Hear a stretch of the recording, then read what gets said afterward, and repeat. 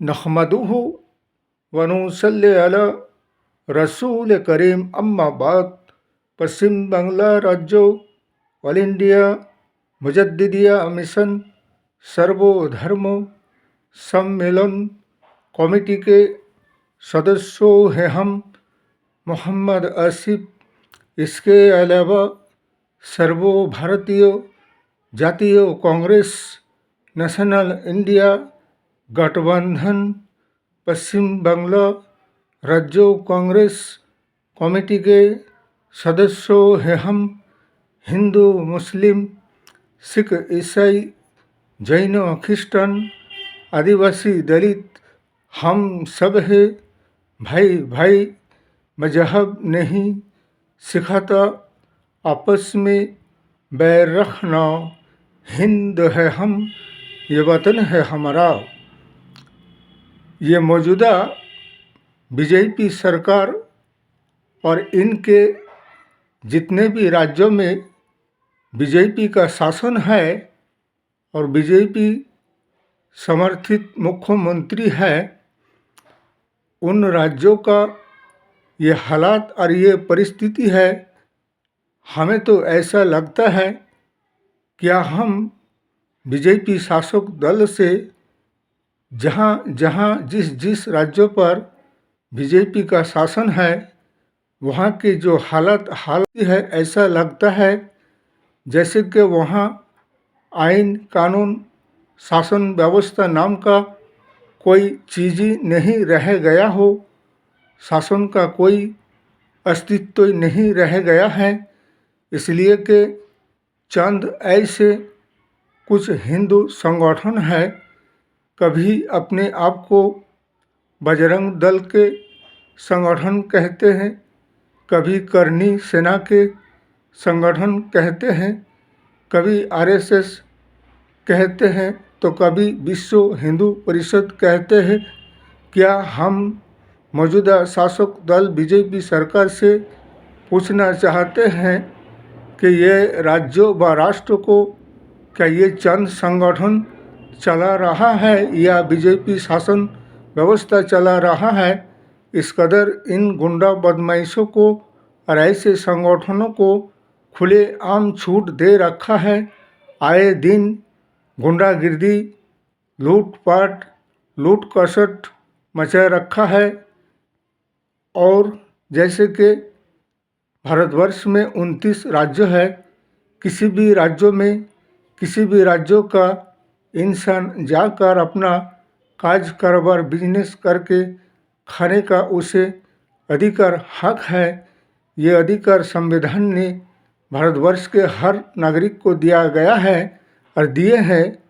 लेकिन आज ऐसा एक घटना घट रहा है, बीजेपी शासक दल और उनके राज्यों में, उड़ीसा में, पश्चिम बांग्ला की एक मुर्शिदाबाद जिला के नौजवानों को कुछ ऐसे हिंदू संगठनों ने और ऐसे गुंडा बदमाशों ने उन्हें मार कर पीट कर मार डाला है।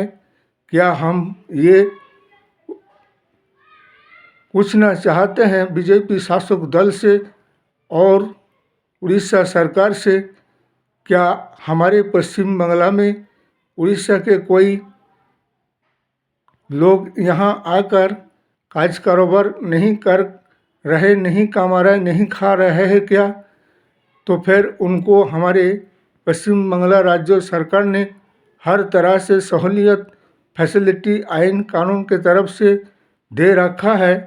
और अगर हमारे पश्चिम बांग्ला राज्यों से दिन मजदूरी करने, कमाने, खाने, कारोबार बिजनेस करने के लिए अगर दूसरे राज्यों में जाकर अपना काज कारोबार बिजनेस करते हैं, कमाते हैं, खाते हैं, तो वहाँ के सरकार उन्हें निरापत्ता, आइन कानून व्यवस्था की तरफ से उनको कोई फैसिलिटी, सहूलियत नहीं देते हैं।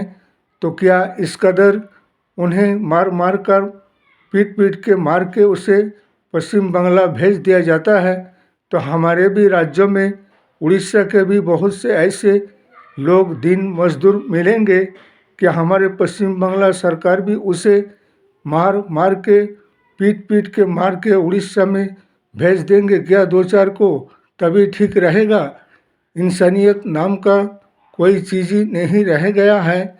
हमारे पश्चिम बंगला माननीय मुख्यमंत्री से ये कहना है कि ऐसे चुपचाप बैठने से और कुछ ना बोलने से काम नहीं चलेगा, बल्कि किसी भी राज्यों में माने हर पश्चिम बंगला के जनगण के ऊपर जुल्म अत्याचार अन्याय हो रहा है, उसके खिलाफ आवाज़ उठाना होगा। और ऐसा क्यों किया जा रहा है, वहाँ के शासन व्यवस्था के ऊपर भी दावा डालना पड़ेगा, वरना हमारे पश्चिम बंगला राज्यों में भी बहुत से ऐसे राज्यों के लोग आकर अपना काज कारोबार करके अपना गुजारा कर रहे हैं, तो फिर हम भी उन्हें ऐसे ही भगाएंगे और ऐसे ही मार पीट कर उन्हें अपने राज्यों में भेज देंगे। कैसा लगेगा? क्या ऐसे देश समाज राष्ट्र चलेगा क्या?